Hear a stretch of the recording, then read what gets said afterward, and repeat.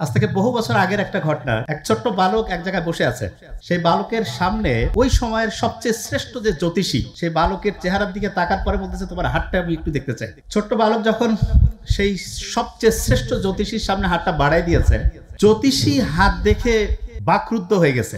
কি বলবে বুঝতে পারছে না। ছোট্ট বালক আর এই জ্যোতিষীর মধ্যকার ঘটনা দেখে ছোট্ট বালকের বাবাকে ওই বালকের একজন আত্মীয় খুব দ্রুত ডেকে নিয়ে আসছে। ওই ছোট্ট বালকের বাবা কিন্তু কোনো সাধারণ লোক না, খুব অসাধারণ ওই সময়ের একজন সম্রাট ছিলেন। তার সম্রাট নিশ্চিতভাবে খুব জ্ঞানী মানুষও ছিলেন, খুব ভালো মানুষও ছিলেন। তো উনি জ্যোতিষীর চেহারার দিকে তাকায় বুঝতে পারতেছে যে সামথিং ডিফারেন্ট, ভিন্ন কিছু হয়তো বা জ্যোতিষী লক্ষ্য করছে এই ছোট্ট বালকের মধ্যে। তখন উনি জ্যোতিষীকে অভয় দিল যে আপনি যা কিছু দেখছেন সেটা আমাকে জানাতে পারেন। তখন ওই জ্যোতিষী বলতেছে যে মাননীয় সম্রাট, আপনার এই সন্তান, তার চেহারা, তার হাতের মধ্যে যে রেখা, এইটা দেখে আমি যেই জিনিসটা লক্ষ্য করছি সেটি হচ্ছে এই ছোট্ট বালকের সুনাম আপনার সুনামকে ছাড়াই যাবে। এই ঘটনা শোনার পরে বাপ যদি শোনে যে ছেলে তার মর্যাদাকে কাটিয়ে ছাড়িয়ে আরো সামনে যাবে, তখন একজন বাপ সবচেয়ে বেশি খুশি হয়। তো ওই সম্রাটও খুবই খুশি হয়েছে। খুশি হওয়ার পরে সেই জ্যোতিষীকে বলছেন যে আপনি কি চান। তা জ্যোতিষী বলছে যে আমি যেটা ভবিষ্যৎ দেখতে পাচ্ছি সেটা যদি সত্যি হয়, এইটাই হবে আমার জীবনের সবচেয়ে বড় চাওয়া। তারপরও সম্রাট তো কিছু দিব না, এটা কেমন হয়? তা বলছে ঠিক আছে, আপনার কোনো যদি সাজেশন থাকে বলেন একটু। তখন ওই জ্যোতিষী সম্রাটকে কয়েকটা সাজেশন দিয়েছে, কয়েকটা বুদ্ধি দিয়েছে। এই বুদ্ধিগুলোর মধ্যে একটা বুদ্ধি ছিল যে এই ছোট্ট বালক কিন্তু সাধারণ কোনো বালক না, একে সবসময় আপনি আপনার আশেপাশে রাখবেন। তা সম্রাট চিন্তা করছে ওই সময়ের সবচেয়ে শ্রেষ্ঠ জ্যোতিষী যেহেতু এই পরামর্শ দিয়েছে, তাহলে আমার ছোট্ট শিশুকে আমার সাথেই রাখতে হবে। ছোট্ট শিশুর বয়স 8 থেকে 10, সবসময় সম্রাটের পাশেই থাকে। একবার হলো কি, ওই সময়ের সবচেয়ে শ্রেষ্ঠ ধনাঢ্য ব্যবসায়ী ওই সময়ের চেয়ে, উনি হচ্ছে ওই সম্রাটকে হচ্ছে ভিজিট করতে আসছে। তা যেটা হয়, একজন সম্রাটের সাথে কেউ যখন দেখা করতে যায় তখন নিশ্চিতভাবে কোনো উপহার নিয়ে যায়। তো ওই সময়ের সবচেয়ে শ্রেষ্ঠ যিনি হচ্ছেন ব্যবসায়ী, উনি ওই সময়ের সবচেয়ে শক্তিশালী, সবচেয়ে আকর্ষণীয় একটা ঘোড়া নিয়ে আসছে। ঘোড়াটা এত শক্তিশালী এবং এত আকর্ষণীয়, রাজ্যের যারা সম্রাটের খুব কাছের মানুষজন ওই ঘোড়া দেখে একটু লোভ হয়েছে। সম্রাটকে বলতেছে যে আমাদের একটা আর্জি আছে, যদি একটু শুনেন। বলছে বলো। বলতেছে যে আমাদের মনটা চাচ্ছে আমরা একটু ওই ঘোড়াটার মধ্যে একটু চড়তে চাই। তা সম্রাট খুব ভালো মানুষ ছিলেন, খুব উদার ছিলেন। বলছে ঠিক আছে চলো। তা কে আগে চড়বে কে পরে চলবে? পরে বললো যে ঠিক আছে, অ্যাকর্ডিং টু এজ, বয়স অনুসারে যার বয়স বেশি সে আগে চড়বে। তা সিনিয়র যে, উনি চড়তে গেছে। ঘোড়া যখনই উঠতে গেছে, ঘোড়া এমন একটা ধাক্কা মারছে একদম পড়ে গেছে। তখন সবাই চিন্তা করলো বয়স্ক মানুষ, এই জন্য বোধহয় ঘোড়ায় চড়তে পারছে না, তার চাইতে যে জুনিয়র সে যাচ্ছে। ও বাবা, এ ঘোড়ায় যখনই চড়তে মুভমেন্টে গেছে, চড়ার মুভমেন্ট, ওই সময় হচ্ছে ঘোড়া দ্বিগুণ বেগে হচ্ছে তাকে ধাক্কা মারছে। সবাই তো মহা চিন্তায় পড়ে গেল, এত আকর্ষণীয় ঘোড়া, আমাদের জীবনে চড়ার যে ইচ্ছা এটা কি পূরণ হবে না? এইরকম করে 8-10 জন চেষ্টা করছে, প্রত্যেকেই ঘোড়ায় চড়ার অ্যাটেম্প নিছে, ঘোড়া ধাক্কা মেরে ফেলে দিছে। ওই যে সবচাইতে ধনী মানুষ যে ওই ঘোড়া নিয়ে আসছে, উনিও একটু বিব্রত যে কি হইলো হঠাৎ করে ঘোড়ার, যে ঘোড়ায় কেউ চড়তেই পারছে না। তখন ওই ছোট্ট বালক তার বাবাকে বলছে, বাবা আমি এই ঘোড়ায় চড়বো।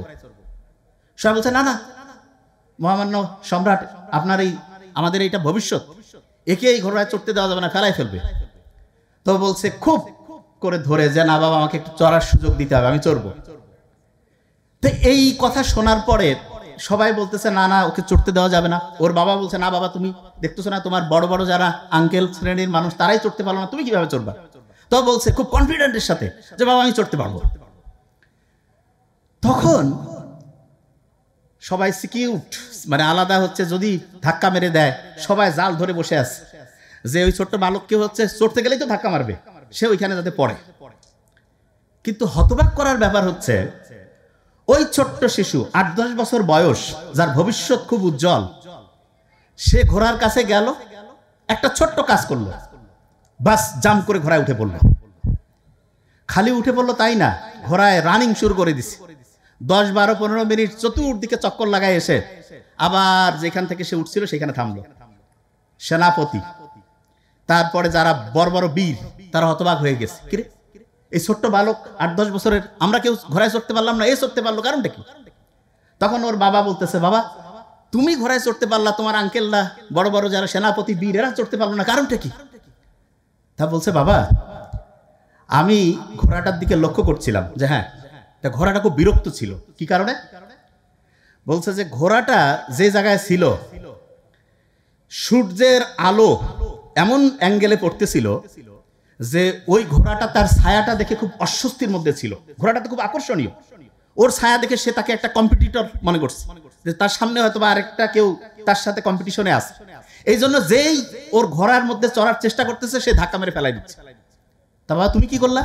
বললো, আমি যে ঘোড়াটা যেই অ্যাঙ্গেলে ছিল তার মুখটা একটু সরায় নিলাম, এমন অ্যাঙ্গেলে দিলাম ঘোড়াটা তার ছায়া আর দেখতে পাচ্ছে না। তখন সে চিন্তা করতেছে আমার কম্পিটিটর তো চলে গেছে, মন খুশি, খুব খুশি, তখন আমি আরাম করে চললাম। সবাই তো অবাক হয়ে গেছে, এই ছোট্ট শিশু এই জিনিসটা লক্ষ্য করছে, আমরা কেউ লক্ষ্য করলাম না। তখন সম্রাট খুব খুশি, বলছে, বাবা তুমি আমার কাছে কি চাও বলো। তা সবাই চিন্তা করতেছে যতই ঘোড়ার এই কেরামতি সে দেখাক, ছোট্ট 8-10 বছরের শিশু কি যাবে? ও বলতেছে, বাবা আমি পারস্য চাই তোমার কাছে। পারস্য চাই কথাটা অনেকে আমরা বুঝতে পারবো না যে এটার মানেটা কি। বাংলাদেশের একটা 8-10 বছরের ছেলেকে যদি বলা হয় যে বাবা তুমি এখন কি চাও, সে যদি কয় আমি সারা পৃথিবীর আমেরিকা, রাশিয়া এগুলো সব দখল করব, এই কথার লোড যা বুঝায়, ওই সময়ে পারস্য জয় করা তার চাইতে বেশি লোড ছিল। তার মানে পারস্য ছিল ওই সময়ের সুপার পাওয়ারফুল কান্ট্রি, ওইটা সে দখল করতে চায় যে বাবা আমি ওইটা জিতবো। ওর বাবাও জানতো যে এই ছেলের ভবিষ্যৎ উজ্জ্বল, কিন্তু এতটা উজ্জ্বল ওর বাবা একটু ঘাবড়ায় গেছে। বলছে যে বাবা ঠিক আছে, পারস্য আশেপাশের যারা ছিল এরাও করছে যে কিরে এ যদি পারস্য দখল করতে চায়, যদি এই চিন্তা পারস্য সম্রাটের কাছে যায় তাহলে আমাদের তো এখনই শেষ করে ফেলবে। যাই হোক, ওর বাবা বলছে ঠিক আছে তুমি এখানে থাকো। ওর বাবা যুদ্ধে চলে গেল। যুদ্ধে যাওয়ার পরে কয়েকটা রাজ্য দখল করতে করতে হঠাৎ করে তার বাবা হচ্ছে যে যুদ্ধে হচ্ছে নিহত হলো। তার মানে সম্রাট শেষ। সম্রাট যখন শেষ হয়ে যায় সাধারণভাবে, তখন তো আর ওই গণতন্ত্র ভোট এগুলো ছিল না। কে তাহলে রাজ্য দখল করবে? রাজ্যের ক্ষমতা কার হাতে আসবে? ওই ছোট্ট শিশু বলতেছে অটোমেটেড সেই ক্ষমতার অধিকারী। তা আশেপাশের যারা লোকজন আছে তারা চিন্তা করতেছে যে আমরা অন্য যে আশেপাশের যে রাজ্যগুলো আছে তাদের সাথে একটু লিয়াজও করি। আর অন্য রাজ্যরা চিন্তা করতেছে যে সম্রাট যেহেতু নাই, ছোট্ট এক শিশু কি করবে, এই রাজ্য দখল করব। এইরকম পারস্পরিক কথাবার্তা চলছে। ওই যে জ্যোতিষী হাত দেখছিল, চেহারা দেখছিল, বলছিল না যে সাধারণ কোনো বালক না, এ অসাধারণ কিছু করবে। এবং কয়েকটা সাজেশন যে দিয়েছিল তার মধ্যে একটা সাজেশন ছিল আপনার সাথে সবসময় রাখবেন, নাম্বার 1। নাম্বার 2 সাজেশন ছিল যে খুব ভালো কোনো টিচারের কাছে আপনার সন্তানকে শেখাবেন। তা ওর বাবা বিখ্যাত সম্রাট যখন যুদ্ধে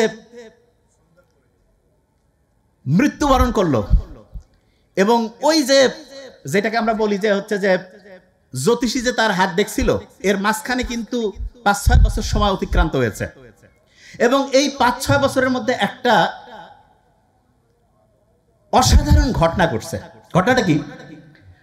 ওর বাবা যখন শুনলো যে খুব ভালো কোনো টিচারের কাছে আমার সন্তানকে পড়াতে হবে, তখন উনি খোঁজ লাগালো যে সবচেয়ে শ্রেষ্ঠ টিচার কে আছে। খুঁজতে খুঁজতে উনি একজনের খোঁজ পেয়েছে যে ওই সময়ে সব মানে রাজ্যের মধ্যে সবচেয়ে শ্রেষ্ঠ শিক্ষক হচ্ছে একজন।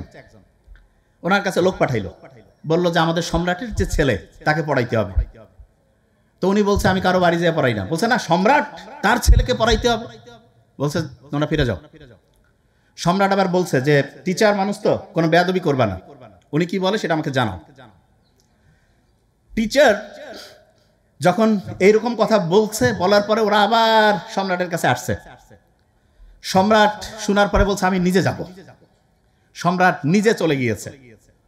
যাওয়ার পরে বলছে যে আমি আমার যে সন্তানকে আপনার কাছে পড়াতে চাই, এটা কোনো সাধারণ সন্তান বা সাধারণ বালক নয়। এবং এই যে মাঝখানের যে ঘটনাগুলো, এরকম ঘটনাগুলো উনি বলে দিয়েছে। তখন ওই টিচারেরও একটু খুব আগ্রহ হলো যে দেখি তো আসলে এই বালকটা কত অসাধারণ। তখন ওই ছোট্ট বালককে বললো যে ঠিক আছে, আমি ওর সাথে দেখা করবো। ওই ছোট্ট বালককে টিচারের সামনে নিয়ে আসা হলো। টিচার ওই ছোট্ট বালককে কয়টা প্রশ্ন করলো, করার পরে ওই ছোট্ট বালক এত অসাধারণ উত্তর দিল। ওই টিচার বলল যে আমি তাকে কয়েকদিন পড়াবো, এটা সিদ্ধান্ত আমি আসলাম যে কয়েকদিন পড়াবো।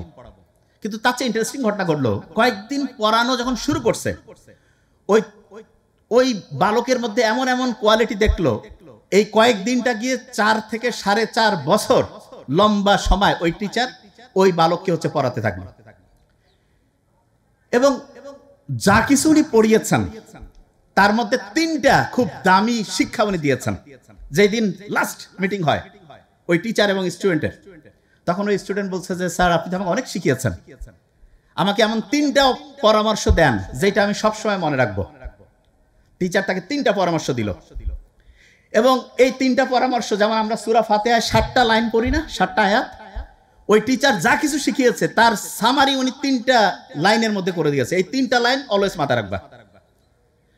ওই ছোট্ট বালক যখন 15-16 বছর বয়স, তার বাবা এক জায়গায় হচ্ছে যে যুদ্ধে গিয়ে হচ্ছে নিহত হলো। তখন তার টিচারের যে প্রথম পরামর্শ, সেই প্রথম পরামর্শ অনুযায়ী যুদ্ধ শুরু হয়ে গেল। এবং প্রথম পরামর্শ অনুযায়ী উনি যে যুদ্ধটা করছে, সেই যুদ্ধে উনি জয়লাভ করলো। এরপরে আরো দ্বিতীয় পরামর্শ, তৃতীয় পরামর্শ, এই জায়গায় আমি আসবো, এটা জায়গায় আসবো, এটাতে আমরা আবার ফিরে আসবো। তার আগে আমি অন্য জায়গায় যেতে চাই। যতটুকু আমি বলছি আমি কিন্তু ধরি, এটা কিন্তু আমার স্পিচের নিয়মে হচ্ছে, আমি যা কিছু বলবো সেটা কিন্তু ধরবো। আমি একটু জাস্ট টেস্ট করি যে কে কিরকম করে মন দিয়ে শুনছে। নাম্বার 1 যেটা আমি বলছি, যে যেই টিচার ওই ছোট্ট বালককে পড়াচ্ছিল কত বছর পড়িয়েছে?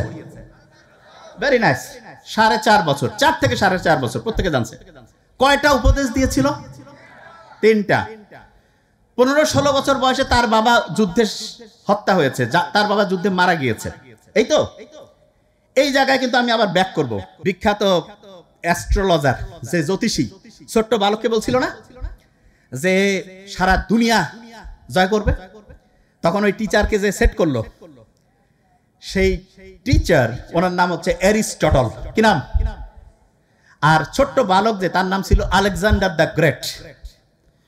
ওই টিচার তাকে 3টা বুদ্ধি দিছে। তার মধ্যে প্রথম যেটা, সেটা বলছে যে শত্রুকে কখনো ছোট করে দেখবা না, শত্রুকে কখনো খুব বড় করে ভয় পাবা না। এটা ফার্স্ট লেসন ছিল। ওর বাবা যখন মারা যায়, আলেকজান্ডার দ্য গ্রেট সব আশেপাশের জনকে ডাকছে, ডেকে বলছে যে কি করা যায়। বলছে যে আমরা আত্মসমর্পণ করব। ওরা বলছে এগুলো সব ডিলিট করো, আশেপাশে রাজ্য যা আছে সব অ্যাটাক করো, সব অ্যাটাক করতে হবে। এবং যারা এটার বিরোধিতা করবে, ডিলিট সব সেন্স। অ্যাটাক করবে যখন পারস্যের যে সম্রাট, তার নাম হচ্ছে দারিউস, ও বলছে ছোট্ট বালক ওর বাবে বাইনি কি করবে, ও কিচ্ছু না। কিন্তু ওই এমন সাহসিকতার সাথে অ্যাটাক করছে, গোটাল রাজ্য তছনছ করে জয় লাভ করে ফেলছে। জয়লাভ করার পরে অ্যারিস্টটল তাকে যে দ্বিতীয় শিক্ষা দিয়েছিল, সেটা সে কাজে লাগাইছে। দ্বিতীয় শিক্ষা কি? যা কিছু করবা সততার সাথে করবা, সব সময় সৎ থাকবা। যা কিছু ওই এলাকার ছিল সবগুলো সততার সাথে সে সবাইকে ভাগ করে দিছে। এই যে আমাদের যে নতুন বাংলাদেশ আসছে, সব যদি সততার সাথে হয়, অসাধারণ হবে। আজ যে খোসর মোসর করে, আগে ইতিহাস আবার আসবে, বারবার নতুন করে ইতিহাস হবে, মাঝখানে কষ্ট হবে। তো যে জিনিসটা বলছিলাম, সবাইকে যখন দিল, রাজ্যের সবাই তো মহা খুশি যে এরকম সৎ লোক, আমরা একজনের জীবন দিয়ে দিব। এরপরে উনি হচ্ছে যে একটার পর একটা রাজ্য দখল করা শুরু করলো। আমাদের এই পাক ভারত উপমহাদেশের এখানে আসার পরে তিনি এক ছোট্ট বলা যেতে পারে রাজার সাথে ফাইট করতে গিয়া উনি একটা ভুল করে ফেলছে। ভুলটা কি? অ্যারিস্টটল তাকে বলছিল যে কাউকে ছোট করে দেখবা না। তা চিন্তা করছে এত বড় বড় পারস্য হারাই ফেলছে, এরে কি করবে। তা এই ছোট্ট করে দেখতে গিয়া দেখছে যে ওই পুরু নামে যে রাজা, সে হচ্ছে যে এমন প্রতিরোধ করছে যে হেরেই যেতে ধরছিল। শেষে আলেকজান্ডারের অসাধারণ মস্তিষ্ককে কাজে লাগিয়ে সে হচ্ছে পুরুকে হারাই ফেলছে। হারার পরে পুরুর সাথে আলেকজান্ডার 1-1, পুরুকে বলতেছে যে তুমি তো আমার খুব খোসর মসর করছো আর কি চাও তুমি আমার কাছে, কেমন ব্যবহার চাও? তা আলেকজান্ডারের এই প্রশ্ন শুনে পুরু বলছে যে আমি একজন সম্রাট, আমি সম্রাটের মতোই ব্যবহার চাই। এরিস্টটল তাকে তৃতীয় যে বুদ্ধিটা দিছিল যে মর্যাদা অনুসারে সম্মান করবা, মর্যাদা অনুসারে। তখন আলেকজান্ডার ওই কথাটা মনে করছে, ও মর্যাদা অনুসারে সম্মান করতে হবে। সাথে সাথে কি করছে, তাকে বলছে শুধু তোমার রাজ্য না, আশেপাশের কয়েকটা রাজ্যের তুমি কমান্ডার ইন চিফ, তুমি হচ্ছে এগুলো হচ্ছে দেখাশোনা করবা। তা এরিস্টটলের মতো অসাধারণ শিক্ষক আলেকজান্ডারের মতো অসাধারণ দিগ্বিজয়ী বীরের জন্ম দেয়।